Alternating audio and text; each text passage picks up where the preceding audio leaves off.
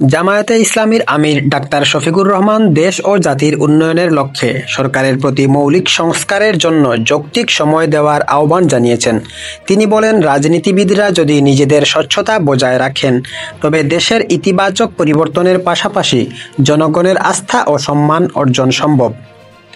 আজ বুধবার রাজধানীর কাকরাইলস্থ আইডিইবি ভবনে ফোরাম অফ ডিপ্লোমা ইঞ্জিনিয়ার্স বাংলাদেশের FDEB ২৭তম প্রতিষ্ঠাবার্ষিকীর অনুষ্ঠানে তিনি একথা বলেন।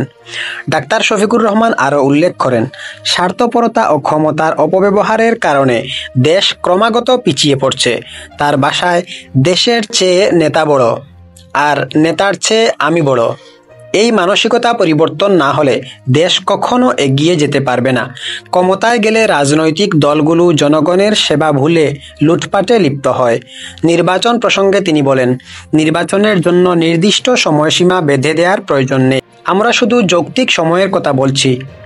উপদেষ্টারা বিবেকবান, তারা নিজেরাই সিদ্ধান্ত নিতে সক্ষম যে সংস্কারের জন্য কতটুকু সময় প্রয়োজন। জামায়াতের সেক্রেটারি জেনারেল মিয়া গুলাম পরওয়ার দেশের চলমান পরিস্থিতি নিয়ে বলেন, জুলাই বিপ্লবের চেতনা বাস্তবায়নের পথে ষড়যন্ত্র চলছে। এসব ষড়যন্ত্র প্রতিহত করতে দলমত নির্বিশেষে সবাইকে ঐক্যবদ্ধ থাকতে হবে। দেশের উন্নয়ন ও অগ্রগতির জন্য ঐক্য এবং সতর্কতার ওপর গুরুত্বারোপ করেন। জামায়াত নেতারা সরকারের প্রতি আহ্বান জানিয়েছেন, জনগণের চাওয়া পাওয়ার প্রতিফলন ঘটিয়ে দেশকে সঠিক পথে পরিচালিত করতে মৌলিক সংস্কারের প্রয়োজনীয়তাকে গুরুত্বের সাথে বিবেচনা করা হোক।